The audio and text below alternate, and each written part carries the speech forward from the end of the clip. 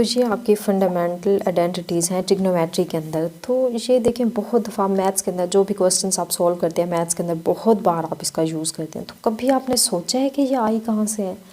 तो देखिए इसको हम जनरेट कर लेते हैं कि फॉर एग्जांपल मैं एक राइट एंगल ट्रायंगल की बात करूँ तो इनफैक्ट आपको पता है ट्रिग्नोमेट्री के अंदर ये जो हम यहाँ पे ट्रिग्नोमेट्रिक फंक्शंस यूज़ करते हैं ये हमेशा राइट एंगल ट्रायंगल के ही होते हैं।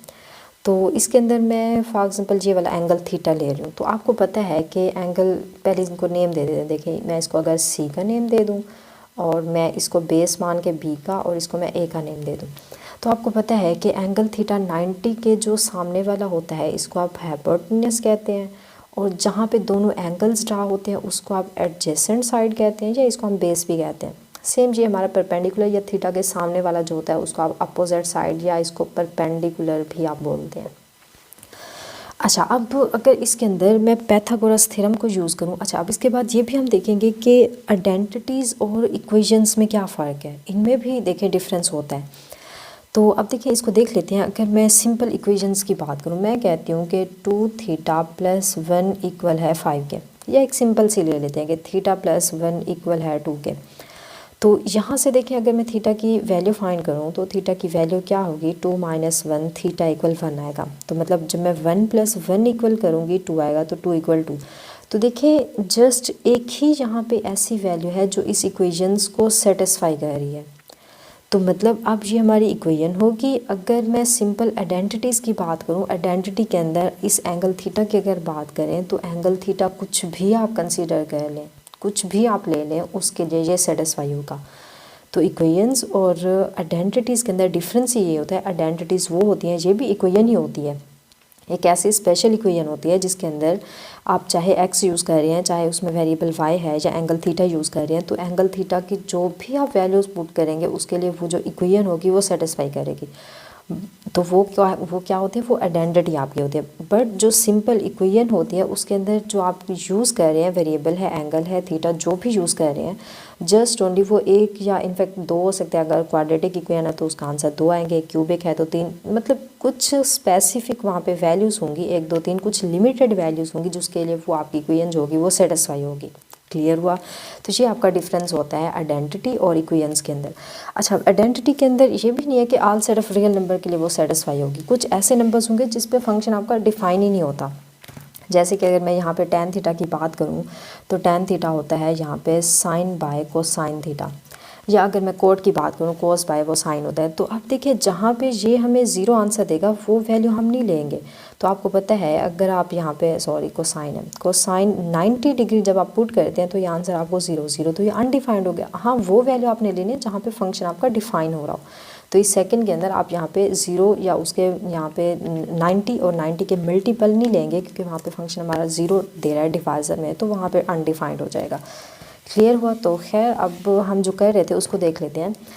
तो अगर इस राइट एंगल ट्रायंगल के अंदर मैं पाइथागोरस थ्योरम को यूज़ करूँ तो वो हमें क्या कहता है कि हाइपोटेन्यूस का स्क्वायर मतलब सी का स्क्वायर इक्वल होता है ए का स्क्वायर प्लस बी का स्क्वायर। जस्ट इसी फॉर्मूले के साथ हम थोड़ा सा खेलेंगे, फिर हम यहाँ पे अपनी तीनों आइडेंटिटीज़ को यहाँ से फाइंड कर लेंगे।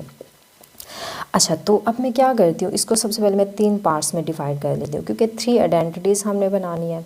तो हम इसको अगर 3 पार्ट्स में देखें, मैं इसको ऐसे डिवाइड कर लूँ तो तीनों स्टेप्स हम एक साथ ही करेंगे। सी स्क्वायर इक्वल है ए का स्क्वायर प्लस बी स्क्वायर। तो अब ज़रा देखें अगर मैं सबसे पहले इसको क्या करूं कि जो हमें ये हमारा पाइथागोरस थ्योरम है अगर मैं इसको यहाँ पे डिवाइड कर दूं सी से, सी स्क्वायर से अगर मैं बोथ साइड पे डिवाइड कर दूं और दूसरा अगर मैं यहाँ पे बोथ साइड पे बी भी तो है बी से डिवाइड कर दूं, अगर मैं बोथ साइड पे ए भी तो है ए के साथ डिवाइड कर दूं, तो तब देखिए हमारा यहाँ पे क्या होता है सी से ये सी स्क्वायर कट हो जाएगा। जस्ट यहाँ से आपके पास कितना आएगा 1 आएगा। तो अब ज़रा देखें यहाँ पे हमारे पास ए स्क्वायर बाय सी स्क्वायर आ रहे हैं। तो अब ए स्क्वायर जो है हमारा वो अपोजिट साइड है और बी स्क्वायर बी जो है जस्ट अगर मैं ए बी की बात करूँ आप ऐसे करें ए और बी जो है इसको होल स्क्वायर लगा दें, ए बाय सी होल स्क्वायर, ऐसा भी हम कर सकते हैं। इसको भी आप होल स्क्वायर बी बाय सी होल स्क्वायर लगा दें।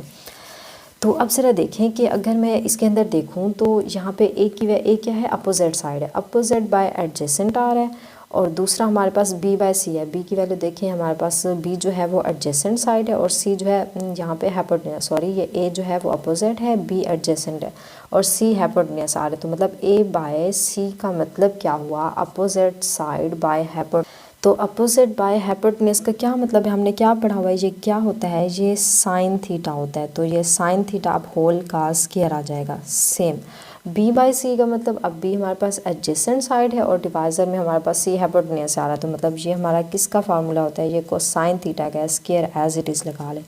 तो देखें यहीं से हमारी फर्स्ट आइडेंटिटी जो है वो प्रूव हो गया, सिंपल। अच्छा अब सेम इसके अंदर देखें, ये हमारा यहाँ से बी स्क्वायर से बी स्क्वायर कैंसिल हो गया। अगर मैं इसकी बात करूँ तो ये c बाई बी होल का स्क्वायर होगा equal a by B whole का स्क्वायर हो जाएगा। यहाँ पे आप यहाँ पे +1 लगा दें। अच्छा अब ज़रा देखें कि c बाई बी की अगर मैं बात करूँ तो c बाई बी यहाँ से देख लेते हैं। देखें यहाँ से हमारा b बाई सी जो था वो कोसाइन थीटा था। अगर मैं c बाई बी उसका रेसिप्रोकल कर दूँ तो ये सीकेंड हो जाएगा। या आप सिंपल सीकेंड का फार्मूला अप्लाई करें, सीकेंड हमें पता है हाइपोटेन्यूस बाय एडजेसेंट होता है। तो यहाँ पे सिंपल आपके क्या हो जाएगा, सीकेंड थीटा स्क्वायर आ जाएगा। अच्छा अब आ जाए a बाई बी की तरफ। तो a बाई बी का मतलब हमारे पास क्या हुआ, a ये है b ये है। तो मतलब यहाँ पे y बाई एक्स आ रहा है, या आप opposite side by adjacent side लगाएं तो ये हमारा कितना होता है, ये tan स्क्वायर थीटा, मतलब tan थीटा होता है स्क्वायर आपका जो यहाँ पे था ये एज इट इज़ +1। तो अब ज़रा देखिए हमारी सेकेंड आइडेंटिटी यहाँ से बहुत ही सिंपल, बहुत ही ईजिली हमारे यहाँ पे प्रूव हो गया, क्लियर हुआ। सेम नेक्स्ट लास्ट वन पे आ जाए, ए स्क्वायर से ए स्क्वायर कैंसिल। तो यहाँ से हमारे पास c बाई ए अगर मैं होल का स्क्वायर लगा दूँ तो एक ही बात है, प्लस यहाँ से b बाई ए होल का स्क्वायर लगा दे तो एक ही बात है, यहाँ पे ये फन आ रहा है, ये इक्वल हो रहा है। तो इसके अंदर ज़रा देखें कि हमारे पास क्या आ रहा है, हमारे पास ये c बाई ए आ रहा है। तो c बाई ए ज़रा देखें ये साइन का उलट हो रहा है, मतलब हमने देखा a बाई सी साइन है तो c बाई ए क्या हो जाएगा, ये कोसिकन हो जाएगा, कोसिकन स्क्वायर थीटा। या आप ऐसे देख लें, कोसिकन का हमें पता है ये हाइपोटेन्यूस बाय अपोजिट साइड होते हैं, तो आप वहाँ से भी देख सकते हैं। +1 आ रहा है, 1 के बाद इसमें प्लस हो रहा है, देन आ रहा है b बाई ए। तो b बाई ए ज़रा देखें, b बाई ए हमने देखा था a बाई बी जो था वो हमारा tan थीटा था। तो अब ये सिंपल tan का उलट हो गया। देखें हमने यहाँ पे ये किया था, tan होता है a बाई बी, मतलब अपोजिट बाय एडजेसेंट होता है।